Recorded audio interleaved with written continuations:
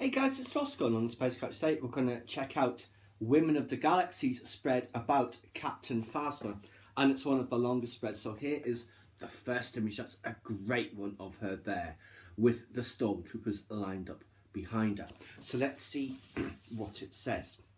Her quote is, "The First Order is not the Empire. We are purer. We have been through the crucible and emerged stronger."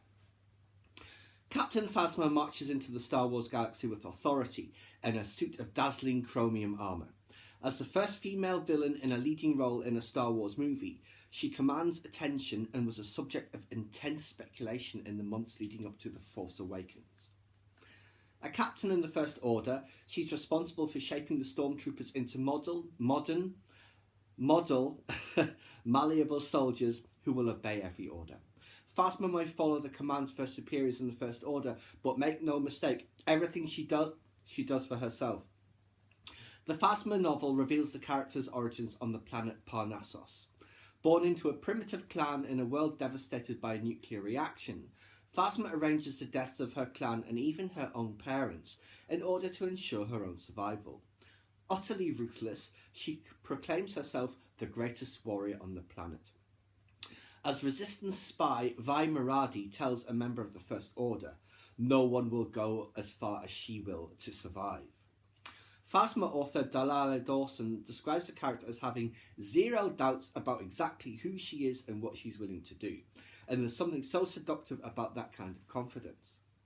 Her Phasma first attitude helps her earn a place within the First Order. When Brendel Hux's ship crashes on Parnassos, Phasma seizes the opportunity to join him and the First Order and escape her home planet. Now on this spread, we have this picture, which is lovely. This almost looks like a variant cover for the Phasma comic. Maybe it is, I don't know. But yeah, really like that one. You can really see how menacing she is in that. She's confident and knows how to sell herself. Actress Gwendolyn Christie projects these attributes in her performance as the first female stormtrooper on the screen. It's exciting that something as iconic as Star Wars has embraced the future and has embraced the world's need for gender balance and female empowerment. I hope it inspires generations of women everywhere to go forward.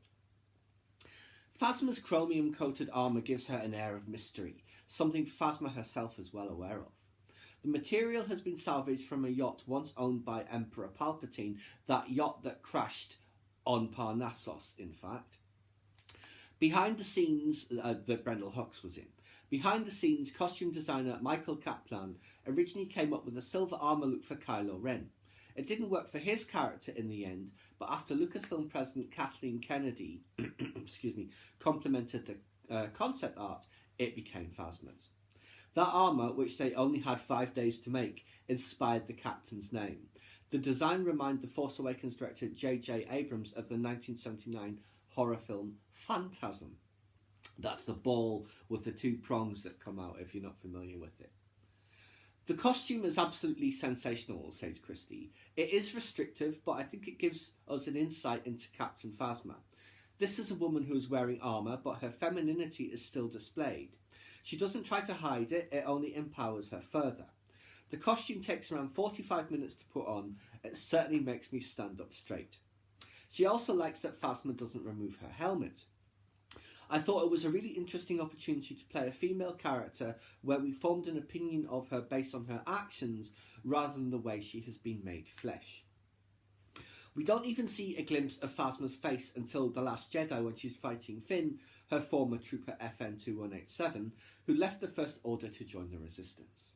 The helmet was re-chromed for the film to show less distress, but it also takes a significant hit in the battle. Director Rian Johnson told Kaplan he wanted the helmet to have an open split, but Kaplan went for something more subtle instead. I put aluminium foil in the big gash in the helmet and closed it up. You just saw this eye. It was beautiful and he really liked that. She has piercing blue eyes too, which is unexpected. Here we see the final spread. And this is Phasma as a young girl on Parnassos, and you see the ship coming into crash as well on that planet. You see buildings there, and it just looks like a post-nuclear wasteland, which is exactly what it is. Very Mad Max. And of course, we see her face the only time we've seen her face anywhere, I believe, because even in the Phasma comic, they make a big deal when she does have to remove her arm and her helmet that you don't see her face, you just see the outline. So, held aloft as a model First Order officer, a soldier rather, Phasma in her armour shines in propaganda posters. She teaches stormtroopers to place their loyalties to the First Order, not each other, but this is not a code she follows herself. In The Force Awakens, Phasma takes down Starkiller Base's shields under threat from Finn, which contributes to the destruction of the planet.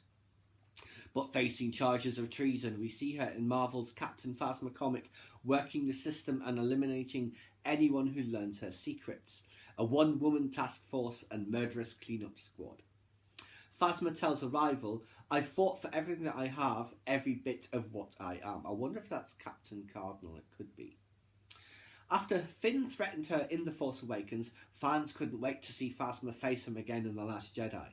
She finds the First Order traitor aboard Supreme Leader Snoke's ship, the Supremacy, and is eager to serve a painful form of justice to FN-2187. No one she commands knows what happened on Starkiller, and she doesn't reveal her hand. She doesn't owe anyone explanations. She simply commands First Order Stormtrooper executioners to make Finn's final moment hurt. So yes, we'll just have another look at her images. That one, which I do really, really like. And then there's the other one in that kind of flat animation style, which is very, very nice also. And then the first one, where she's looking very fierce. Oh, wrong page. There. Oh, I'll just pop the cover down a little. Yes, and that is a great one of her. So yes, that was time we got around to some of the larger spreads in Women of the Galaxy, of which Captain Phasma is the first. Actually, no, because we did Leia and Padme, and they were longer ones as well. There's still a couple of others that are quite long that we shall get around to in due course. Please subscribe to my channel if you enjoyed this content. Leave me a comment or suggestion for a upcoming topic you'd like to see discussed, or like the video.